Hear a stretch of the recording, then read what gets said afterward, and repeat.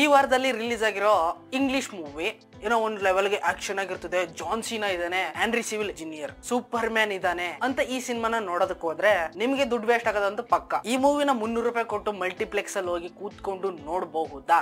ಅಷ್ಟೊಂದು ವರ್ತ್ ಆಗಿದ್ಯಾ? ಸ್ಟೋರಿ ಅಷ್ಟೊಂದು ಚೆನ್ನಾಗಿದೆ ಅಂತ ಕೇಳಿದ್ರೆ ನೋ. ಇನ್ನು ಮೂವಿ ರಿವ್ಯೂ ಕಡೆ ಬಂದ್ಬಿಡ್ತೀನಿ. ನೀವು ನಮ್ಮ ಚಾನಲ್ಗೆ ಸಬ್ಸ್ಕ್ರೈಬ್ ಮಾಡ್ಕೊಂಡಿಲ್ಲ ಅಂದ್ರೆ ಬೇಗ ಸಬ್ಸ್ಕ್ರೈಬ್ ಮಾಡ್ಕೊಬಿಡಿ. ಇದೇ ರೀತಿ ಇಂಟ್ರೆಸ್ಟಿಂಗ್ ಆಗಿರೋವು ಬರ್ತಾ ಇರ್ತಾವ ಅವಾಗ. ಇನ್ನು ಮೂವಿ ಒನ್ ಲೈನ್ ಸ್ಟೋರಿ ಮಾತ್ರ ಹೇಳ್ತೀನಿ.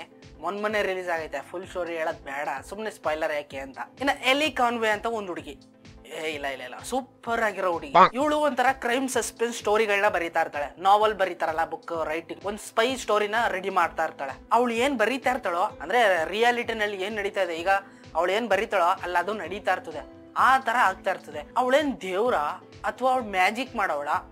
ಇಲ್ಲ, ಸಮಥಿಂಗ್ ಏನೋ ರಾಂಗ್ ಆಗಿದೆ. ಇನ್ನು ಸ್ಟೋರಿ ಒಳಗಡೆನೆ ಹೋಗ್ಬಿಟ್ಟು ಅವಳೇ ದಾರಿ ತೋರಿಸ್ತಾ ಇರ್ತಾಳೆ, ಇದಾಗುತ್ತೆ ಅದಾಗುತ್ತೆ, ಅದೆಲ್ಲ ನಿಜನೇ ನಡೀತಾ ಇರ್ತದೆ. ಅವಳು ಏನೇನ್ ಅನ್ಕೋತಾಳೋ ಅದೆಲ್ಲ ನಿಜವಾಗ್ಲೂ ನಡೀತಾನೆ ಇರ್ತದೆ. ಅದಾದ್ಮೇಲೆ ರಿಯಲ್ ಆಗಿ ಒಬ್ಬ ಸ್ಪೈನ ಮೀಟ್ ಮಾಡ್ತಾಳೆ. ಅವನು ಏನೇನೋ ಮಾಡ್ತಾನೆ ಅವಳ ಜೊತೆಗೆ, ಅದನ್ನೆಲ್ಲ ಮಾಡೋದಕ್ಕೆ ಹೋಗಲ್ಲ. ಇದೇನ್ R-rated ಸಿನಿಮಾ ಅಲ್ಲ, ಒಂದ್ ಲೆವೆಲ್ಗೆ ಆಕ್ಷನ್ ಆಗಿದೆ. ಹಾಗಿದ್ರೆ ಜಾನ್ ಸೀನಾ ಮತ್ತೆ ಆಂಡ್ರಿ ಸಿವಿಲ್ ಸೂಪರ್ ಮ್ಯಾನ್ ಅವರು ಏನ್ ಕತೆ ಅಂತ ಕೇಳೋದಾದ್ರೆ, ಅವರೇ ಸಿನಿಮಾದ ಹೀರೋ ಅಂತ ಅನ್ಕೋ ಹೋಗ್ಬಿಟ್ಟಿದ್ರೆ ಅಲ್ಲಿ ಏನೇನೋ ಆಗೋಯ್ತು. ಅವ್ರು ಬರೀ ಅಪಿಯರೆನ್ಸ್ ಅಷ್ಟೇ ಕೊಟ್ಟಿರೋದು. ಒಂದ್ ರೀತಿಲಿ ಕನ್ಸಲ್ ಬರೋ ಕ್ಯಾರೆಕ್ಟರ್ಗಳ ತರ. ಈಗ ಒಂದ್ ಗೊಂಬೆ ಬಂತು, ಈ ಕಡೆ ಟಾಮ್ ಹೋಯ್ತು, ಈ ಕಡೆ ಜೆರ್ರಿ ಬಂತು, ಇದ್ರ ಬಗ್ಗೆ ಸ್ಟೋರಿ ಮಾಡ್ತಾರಲ್ಲ ಹಂಗೆ ಈ ಕಡೆ ಆಂಡ್ರಿ ಸಿವಿಲ್ ಸೂಪರ್ ಮ್ಯಾನ್ ಬರ್ತಾನೆ, ಈ ಕಡೆ ಜಾನ್ ಸೀನಾ ಬರ್ತಾನೆ.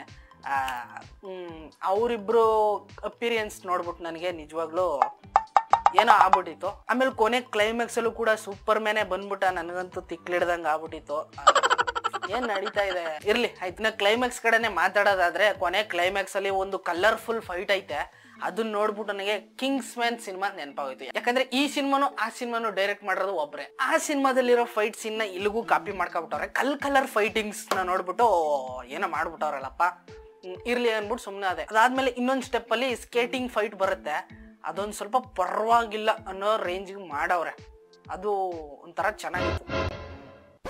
ಅದುವೇ ಒಂಥರ ಚೆನ್ನಾಗಿತ್ತು. ಈ ಏನೇನು ಅಲ್ಲ, ಫೈಟ್ ಸೀನ್ ಅಷ್ಟೇನೆ. ಇನ್ನು ಓವರ್ ಆಲ್ ಆಗಿ ಸಿನಿಮಾ ಮಾತ್ರ ಪರವಾಗಿಲ್ಲ ಅನ್ನಂಗ ಐತೆ. ಒಂದ್ಸರಿ ನೋಡೋದಕ್ಕೇನ್ ಬೇಜಾರಾಗಲ್ಲ. ಬಟ್ ಇದನ್ನ ಥಿಯೇಟರ್ಗೆ ಹೋಗಿ ಕಾಸು ಕೊಟ್ಟು ನೋಡೋಷ್ಟು ವರ್ತ್ ಅಲ್ಲ, ಅಷ್ಟೊಂದು ಅವಶ್ಯಕತೆ ಇಲ್ಲ ಅನ್ಕೋತೀನಿ ಈ ಸಿನಿಮಾಗೆ. ಇನ್ನೊಂದ್ ಸ್ವಲ್ಪ ದಿನ ಆದ್ಮೇಲೆ ನಮ್ಮ ಅಣ್ಣ ತಮ್ಮದಿರೋ ವೆಬ್ಸೈಟ್ಗೆ ಬರ್ತದೆ, ಅಲ್ಲೇ ಡೌನ್ಲೋಡ್ ಮಾಡ್ಕೊಂಡು ನೋಡ್ಕೊಂಬಿಡಿ.